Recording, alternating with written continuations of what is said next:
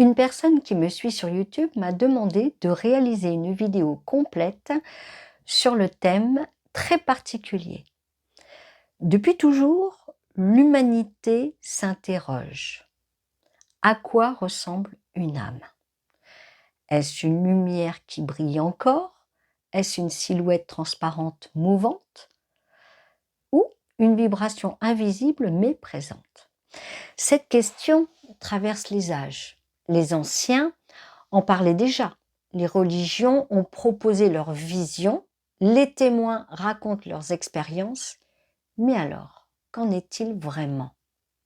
Quelle apparence prend l'âme lorsqu'elle quitte le corps, lorsqu'elle évolue dans l'au-delà, lorsqu'elle se manifeste à nous? Bienvenue dans Voyage dans l'inexplicable. Je suis Lorraine Jourdain, plus connue sous le nom de Lexa Marot. Je suis médium clairaudiente, auteure et conférencière. Dans cette vidéo, je vous emmène au-delà des frontières du visible. Nous irons explorer les sphères de l'au-delà, découvrir comment l'âme évolue, comment elle change de forme, comment elle se manifeste parfois ici-bas. Vous verrez, l'âme n'est pas figée. Elle est vivante, elle est mouvante, elle est silhouette, elle est couleur, elle est vibration pure.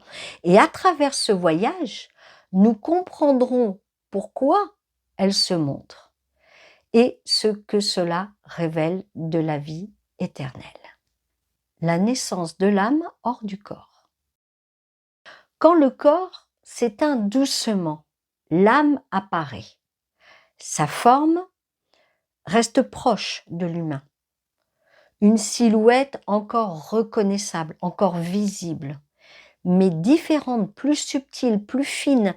Elle n'a plus la densité de la chair, elle devient transparente, fluide, comme un voile posé de lumière vibrante. Les contours, eux, ils sont légers, indéfinis. Pas solides, pas matériels, mais par contre perceptibles. La silhouette, quant à elle, semble flotter au-dessus, éthérée, lumineuse, vivante. Le visage, on peut dire qu'il peut encore se distinguer. Les traits sont présents, mais adoucis. L'âme ressemble au corps quitté, mais allégé. Un petit peu comme une copie faite de lumière pure, une forme qui brille doucement. C'est ainsi que l'âme se montre, au premier instant hors du corps terrestre. Les sphères inférieures, l'âme encore terrestre. Dans les sphères basses, l'âme garde la terre. Elle reste lourde, dense et opaque. Sa lumière est très faible. Son contour est mal défini. On voit encore des formes humaines. Le visage reste souvent reconnaissable, mais les traits, par contre, sont fatigués.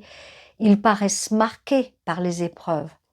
Le regard, lui, il semble éteint. Les épaules sont courbées. Le corps subtil semble écrasé, comme retenu un petit peu vers le sol. La couleur dominante, si on devait vraiment donner une couleur, est le gris. Alors parfois, ça peut être brun, parfois même noirci. Ces teintes montrent le poids. Le poids de quoi? Le poids des regrets, le poids des attachements. Dans cet état, l'âme reste liée aux souvenirs, aux souffrances passées, liée aux émotions, comme, comment dire, comme non libérées. Voilà. C'est pourquoi sa forme est lourde et c'est pourquoi elle paraît sombre. Ce n'est pas forcément du mauvais. Voilà. Ces âmes apparaissent comme des ombres. On peut dire ça comme ça. Des silhouettes un peu grises dans un brouillard. Elles se déplacent lentement et bas. Leur halo reste étroit. Elles semblent piégées dans leur propre densité. Mais malgré cela, elles ne sont pas perdues, contrairement à ce qu'on peut penser. Cette forme n'est pas définitive. C'est seulement une étape, une transition provisoire, car avec le temps et l'aide reçue, Leur lumière peut grandir, leur forme peut s'alléger et l'âme s'élever plus haut. Les sphères de transition. Dans ces sphères, l'âme change vraiment. Les traits physiques commencent à disparaître, le visage humain n'est plus net, les contours sont adoucis, la forme devient légère. Elle prend un aspect flou, un peu moins solide, moins dense. Le corps subtil semble transparent.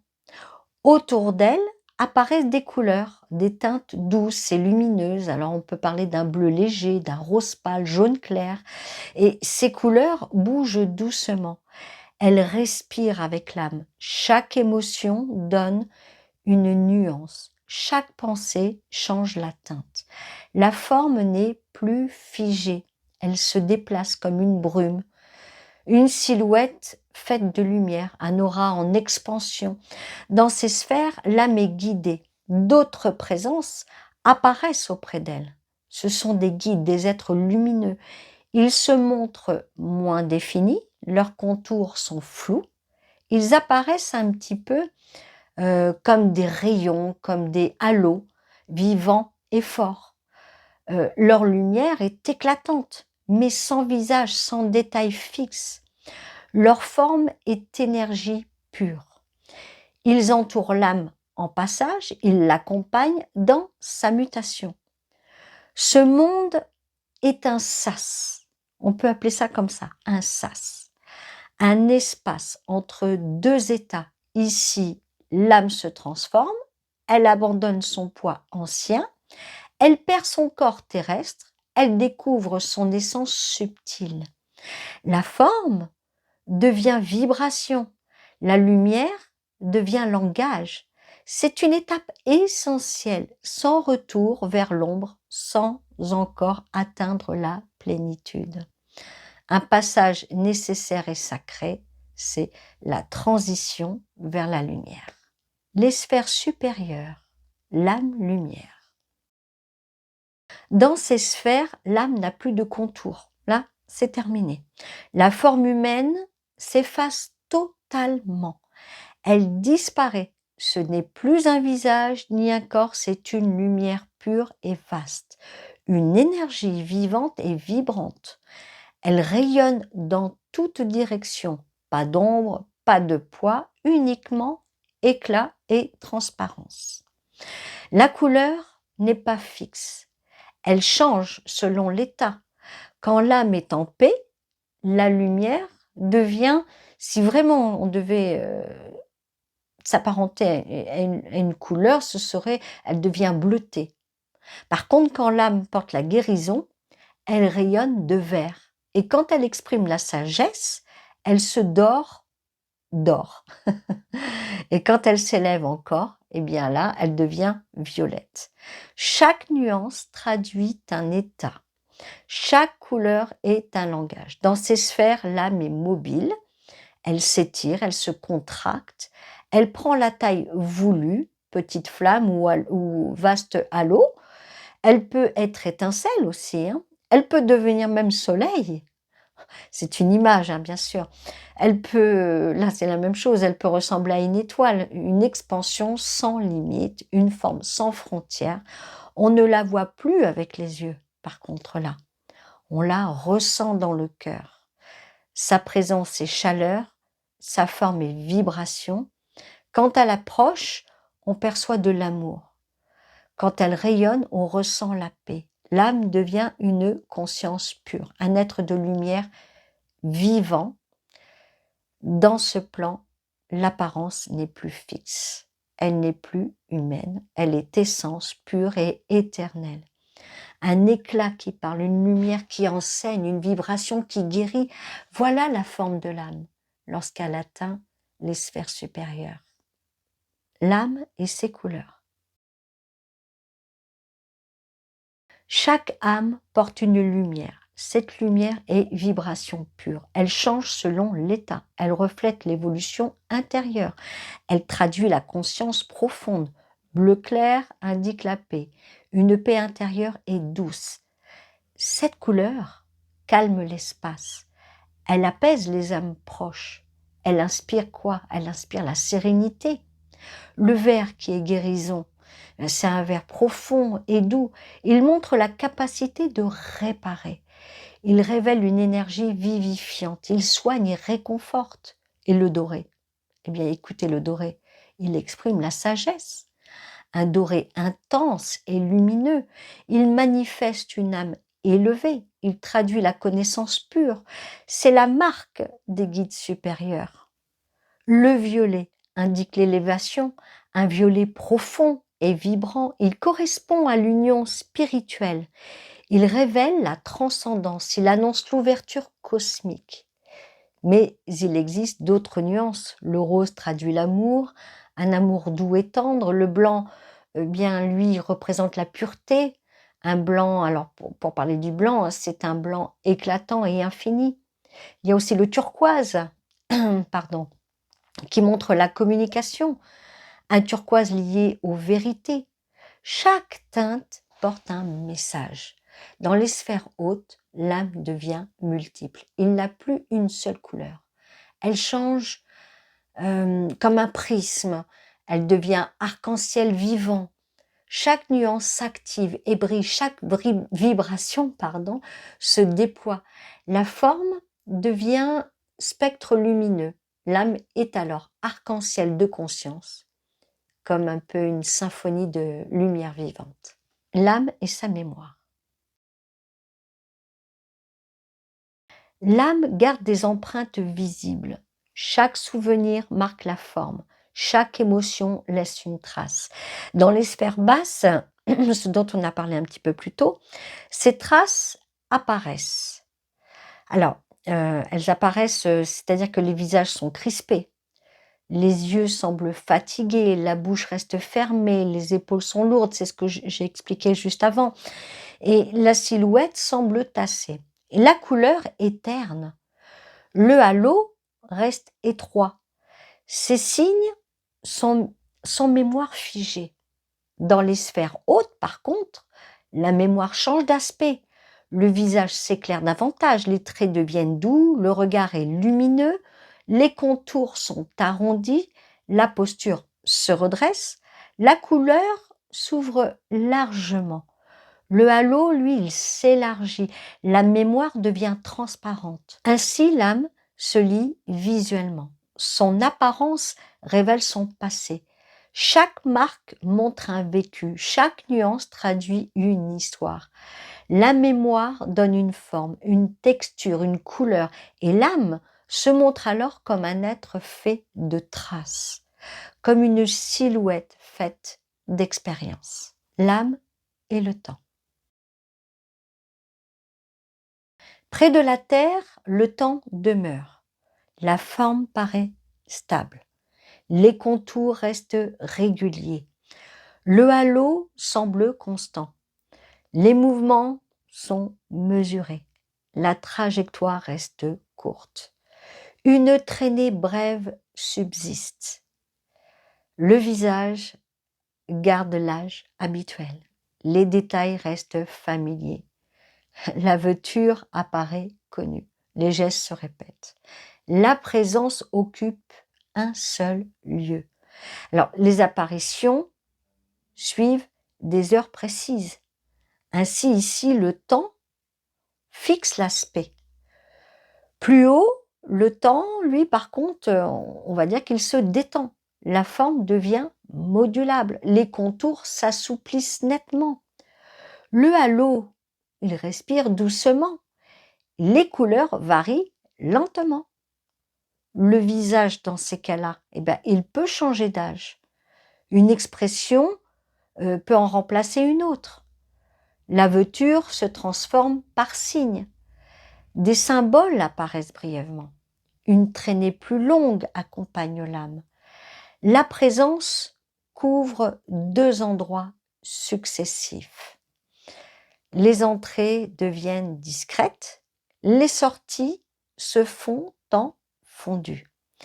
Ainsi ici, le temps étire l'apparence. Très haut, le temps, alors là, s'absente. La forme devient libre. Les contours cessent d'être fixes, le halo s'étend mais complètement largement, les couleurs coexistent ensemble. Le visage, là, il est choisi juste pour vous, pour soi. Voilà. Plusieurs visages peuvent surgir ensemble. La taille varie instantanément. Point d'étoile, puis vaste soleil. C'est pour donner un exemple. La présence peut, elle, se multiplier. Deux lieux peuvent l'apercevoir. Des figures géométriques lumineuses apparaissent. Des fleurs de lumière se forment. Ici, l'âme, si vous voulez, elle répond sans délai. Elle adopte l'aspect utile. Elle montre le signe attendu. Ainsi, là-haut, le temps libère la forme. En résumé, plus le temps pèse, plus l'aspect, lui, il reste fixe.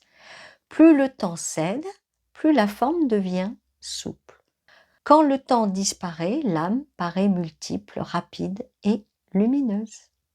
Les âmes collectives. Une âme n'est pas isolée.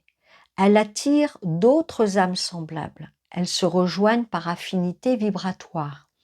Alors, leurs couleurs s'harmonisent ensemble. Leur halo se rapproche.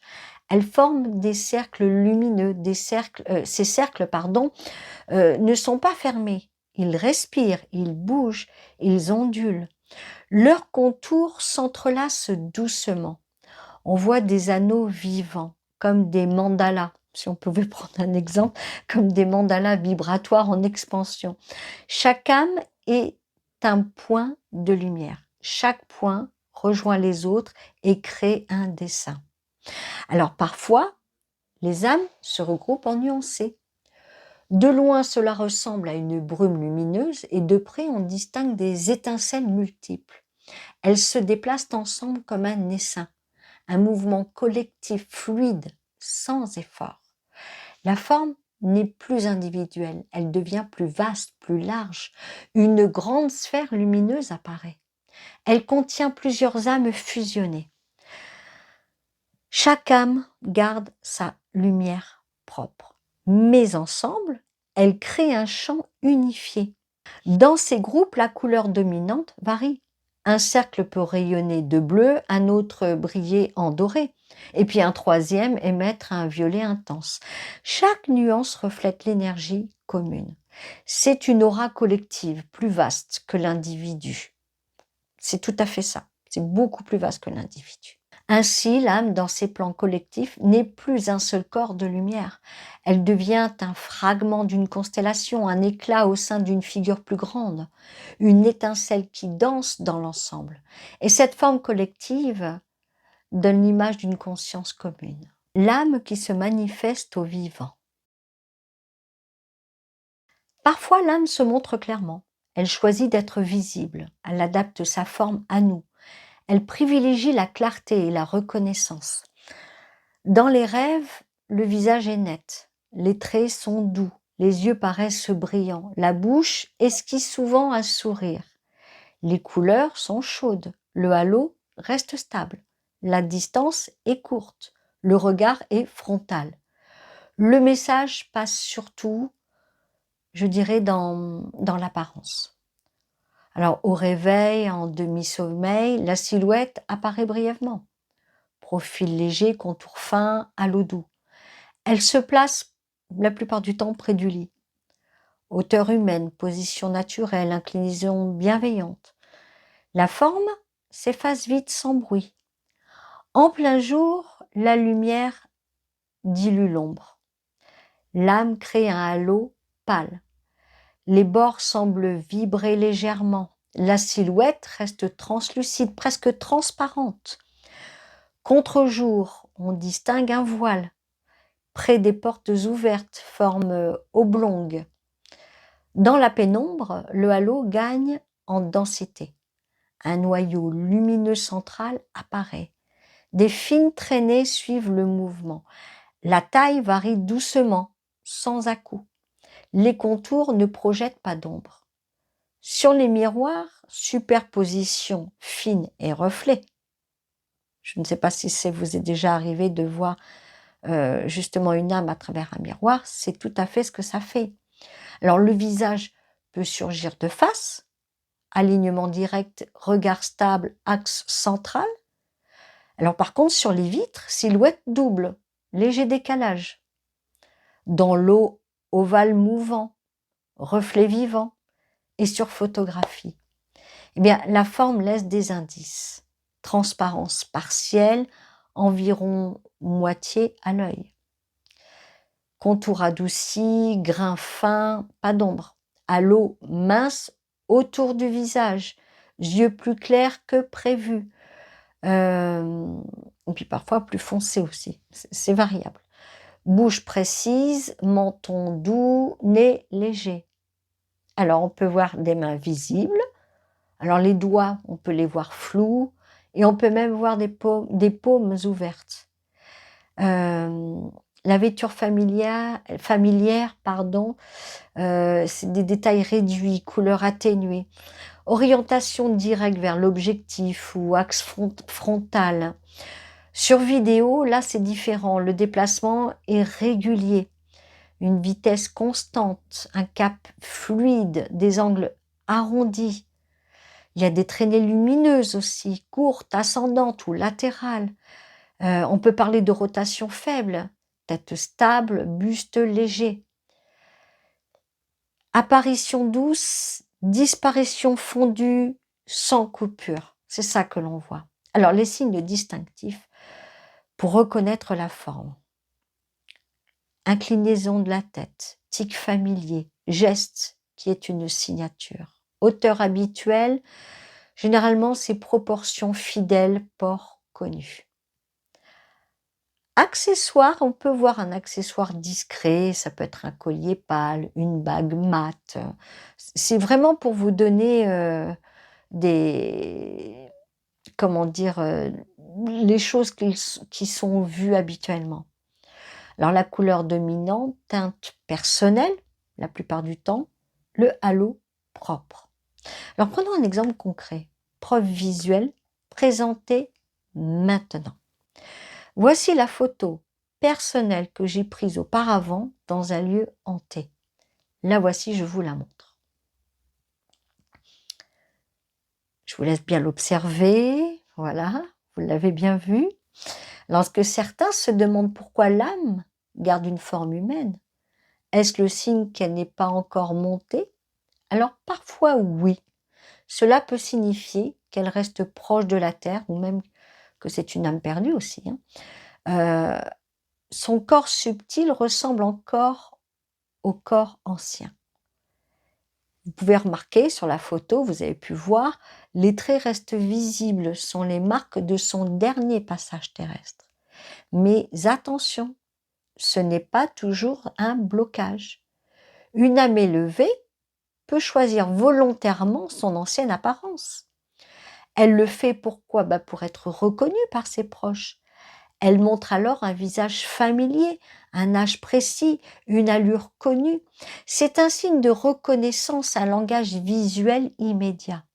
Ainsi, même dans les sphères les plus hautes, l'âme peut reprendre son visage terrestre. Elle choisit la forme claire pour dire simplement « c'est bien moi ». L'âme perçue par les vivants. La plupart du temps, l'âme apparaît comme humaine. Elle garde les mêmes traits, je dirais, que son vivant. Le visage est souvent reconnaissable immédiatement.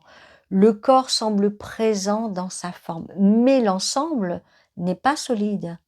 C'est une image un peu, si on devrait vraiment faire une comparaison, ce serait un peu comme un hologramme.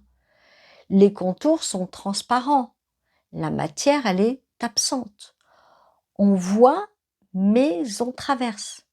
C'est familier et irréel à la fois. Parfois, pourtant, l'âme se montre différemment. Il ne reste qu'une silhouette sombre, une ombre mal définie, forme grise ou masse noire, contour épais, peu détaillé, présence lourde sans visage clair. Cette apparence traduit souvent un état bas ou bien une perception limitée par le témoin. Chez certains sensibles, l'apparence change. Un médium, par exemple, comme moi, peut percevoir le halo. Alors on va prendre un enfant aussi, il peut distinguer les couleurs. Un clairvoyant voit parfois les variations fines. Mais pour la majorité des gens, c'est surtout le proche aimé tel qu'avant, vu comme un hologramme léger. Ainsi, l'âme se montre sous deux aspects. Un visage familier reconnaissable ou une silhouette sombre et diffuse. Ces deux formes sont les plus courantes. Elles permettent aux vivants de ressentir, de reconnaître et de savoir que l'âme est bien là. Traditions et témoignages. Depuis toujours, les hommes décrivent l'apparence de l'âme. En Égypte ancienne, on parlait d'un double, un corps subtil appelé Ka, une copie du vivant. En Grèce antique, on voyait plutôt des ombres pâles, des silhouettes sans forme ni couleur, des formes vaporeuses et grises. Dans le christianisme, on décrit l'âme lumière, une forme vêtue de blanc, des visages translucides et purs, des corps rayonnants et calmes. En Asie, on évoque des flammes, des âmes comme étincelles, petites flammes changeantes et vives, rouges, bleues ou même dorées. Dans le spiritisme du XIXe siècle, on perçoit des silhouettes claires, des visages reconnus aussitôt, des corps semblables aux vivants, mais transparents comme fluides. Aujourd'hui encore, les témoignages convergent. Certains voient un proche lumineux, d'autres distinguent une silhouette sombre, parfois juste une boule de lumière, parfois même un éclat doré. Désormais, la technologie aide. L'appareil photo, parfois, capte l'invisible. Des halos apparaissent soudain sur l'image. Des silhouettes se révèlent au développement, comme je vous ai montré un petit peu plus tôt. Des visages se dessinent dans la lumière. L'appareil photo, ou maintenant le téléphone portable, fige l'instant fugitif. Il montre ce que l'œil n'avait pas vu. Ainsi, des anciens jusqu'à aujourd'hui, toutes les cultures et maintenant, la technologie confirme que l'âme se montre. Soit double humain, soit ombre pâle, soit lumière vive. Toujours une apparence lisible et perceptible. Le sens profond. Alors finalement, à quoi ressemble une âme? L'âme n'a pas une seule forme, elle se montre sous des visages variés. Elle est multiple et vivante. Quand elle reste proche de la terre, elle garde ses traits humains. Un visage familier apparaît, mais léger, presque hologramme. Quand elle monte plus haut, elle devient silhouette claire et douce. Les contours s'effacent doucement. Le halo prend plus d'ampleur. Les couleurs se développent. La forme change constamment. Quand elle atteint les plans supérieurs, elle n'a plus de corps précis. Elle devient lumière pure et mouvante. Elle peut être étoile ou flamme, ou même encore immense rayonnement. Une présence qui n'a plus de limite. Mais quel que soit le plan, l'âme prend la forme nécessaire. Sachez ça. Elle choisit ce qui sera compris. Un visage pour rassurer, une lumière pour guider, une silhouette pour signaler, une couleur pour parler. Au-delà des apparences variées, l'âme reste toujours la même. Elle garde son essence unique, une vibration faite d'amour, une étincelle d'éternité, une lumière qui ne s'éteint jamais, au-delà des formes. L'âme change selon la sphère traversée. Elle peut apparaître silhouette, elle peut devenir couleur, elle peut rayonner lumière, elle peut s'effacer.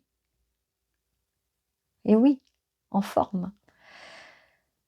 Mais derrière ces visages multiples, une vérité demeure toujours. L'âme ne meurt jamais. Elle continue au-delà du voile. Elle reste présence vivante. Elle est flamme éternelle. L'âme est la preuve que l'amour ne s'éteint jamais. Pensez à ça. Maintenant, je vous invite à partager. Avez-vous déjà vu une âme en rêve, en éveil, dans la nuit?